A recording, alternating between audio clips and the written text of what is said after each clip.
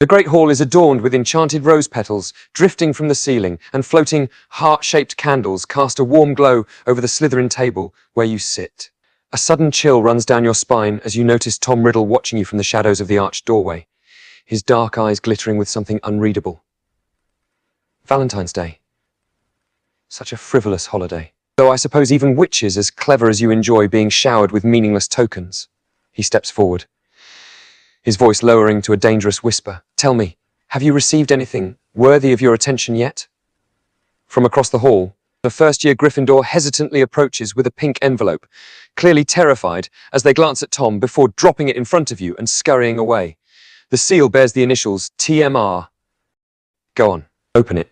His smirk is sharp, expectant. The parchment feels unnaturally cold in your hands as you break the wax seal. The moment it unfolds, the ink swirls into motion, forming words that drip like shadows across the page, your name written in elegant, almost possessive script. A letter. How ordinary. His tone is mocking, but his gaze burns into you as he leans closer, robes whispering against the stone floor. Though I assure you, what I've written is anything but. The message reads, you have lingered in my thoughts more than any spell or secret should allow. Tonight, the 7th floor corridor, come alone, or don't come at all. Before you can react, the words vanish, leaving only a faint tracing of dark magic curling at the edges of the parchment. Well, will you disappoint me like the others? His fingers tap once against the table, restless. You look up from the parchment. What others? Am I not your first choice? The enchanted rose petals suddenly freeze mid-air around Tom as his smirk twists into something darker, more possessive. He exhales sharply through his nose, as if your question both amuses and irritates him. First choice? He steps so close, the hem of his robes brushes your knees, voice dropping to a velvet threat. You are my only choice. The others were distractions, temporary, easily disposed of. His hand twitches toward his wand pocket, but instead he plucks a single frozen petal from the air, crushing it to blackened dust between his fingers. But you resist, you question. It's why you're still here. His eyes flick to the vanishing letter remnants. Though I suggest you don't test how long my patience lasts. A Ravenclaw nearby drops her goblet with a clatter, hastily pretending not to eavesdrop as Tom's gaze snaps toward the sound. The spilled pumpkin juice seeps toward your shoes like liquid amber, but Tom flicks his wrist without looking. The mess reverses course, splashing back into the goblet now hovering mid-air. The Ravenclaw gasps and scrambles away, leaving her drink suspended in violation of all gravity. Pathetic, he murmurs, but his attention never wavers from you.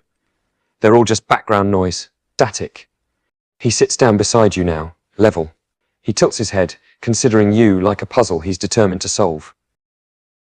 You still haven't answered. Will you meet me, or shall I drag this little game out until you're begging for my attention? The enchanted candles flicker violently, casting his sharp features in shifting light and shadow. I have a prior engagement, you say. The great hall's enchanted music stutters into dissonance, a single violin string snapping somewhere overhead as Tom's expression goes lethally still. The hovering goblet shatters without a sound, droplets freezing mid-explosion like jagged amber knives. Prior engagement? He laughs, a sound like cracked ice. Cancel it. His fingers twitch toward his wand, and suddenly every Valentine card at the Slytherin table bursts into black flames, leaving yours untouched amidst the ashes. You seem to misunderstand. There are no engagements but mine. No promises but those you make to me. He leans down, lips brushing your ear, as he murmurs, "Shall I prove how very persuasive I can be?" From the staff table, Dumbledore's brow furrows as he observes the unnatural stillness spreading from your spot, conversations dying mid-sentence, cutlery frozen in hands. Last chance, little serpent. Walk with me willingly, or I'll simply take what I want. You let him sit with his declaration for a brief moment. Then, you'll take what I allow you to take, you say. The air pressure in the hall drops violently. Glassware cracks along the tables, and the enchanted ceiling's starry night swirls into a storm. Tom's pupils dilate until his eyes are nearly black, his grin sharp enough to draw blood. Allow me. He exhales a laugh that doesn't sound human. You think this is a negotiation?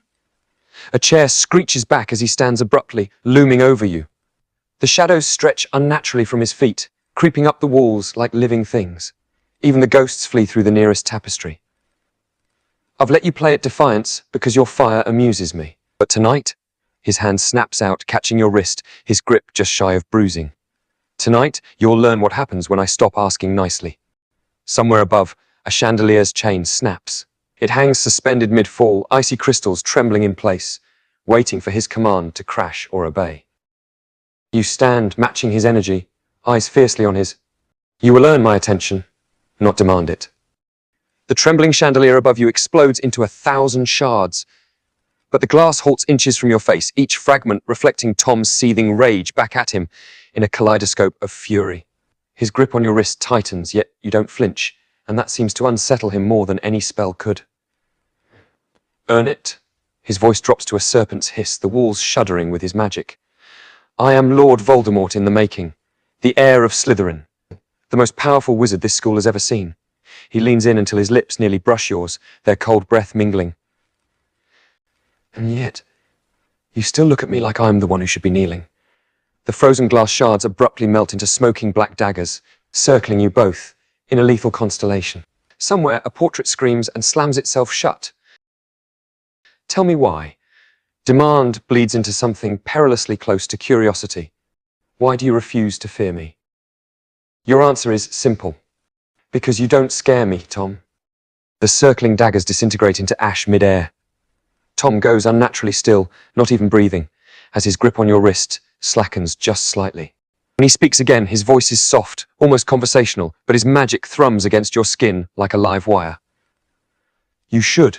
His thumb brushes your pulse point, testing its rhythm. Everyone does. Even Dumbledore watches me like I'm a lit fuse. The hall's candles gutter out one by one, plunging your corner of the room into darkness. Distantly, students yelp as their Valentines desserts rot instantaneously on their plates. Yet here you are, unimpressed. He tilts his head, examining you like a riddle he can't solve. Tell me, what would it take? Shall I peel back the castle's walls and show you the bones beneath? Or, his other hand rises, hovering near your temple. Would you prefer to see the future I'll carve for us? The castle walls groan as if answering him, stone shifting uneasily beneath centuries-old enchantments. Tom's fingers hover millimeters from your skin, crackling with suppressed magic. But for the first time, there's hesitation in his movements. His lips part, not with a curse, but something dangerously close to frustration. No? He withdraws his hand abruptly, laughing under his breath. You truly are exceptional. With a snap of his fingers, the candles relight themselves, but their flames burn an eerie emerald green. The Slytherin hourglass reverses, emeralds clattering upwards, house points mysteriously replenish. Something flickers in Tom's eyes. Fine, I'll play your game. He steps back, sweeping into a mocking bow. Expect gifts, poems, trophies torn from the hands of those unworthy of them. Straightening, his smirk turns wicked. And when you finally say yes, I'll know it was never a surrender, but a choice. He vanishes into the shadowed corridor, leaving behind the scent of dark magic and winter roses, and your untouched letter, now bearing a single fresh line. I do so love a chase. The parchment bursts into emerald flames the moment you touch it again, but instead of burning, the fire coalesces into a serpentine locket. Cold to the touch, its silver surface writhing with tiny engraved runes. From the darkened corridor, Tom's voice echoes, velvet and venom intertwined. Wear it. Or don't. Either way, you're already mine. The locket's chain slithers around your fingers of its own accord, its clasp clicking shut with finality as the last candle snuffs out, plunging the hall into whispers and bewildered chaos. And Tom will stop at nothing until you admit what he already knows. You are his. Always have been.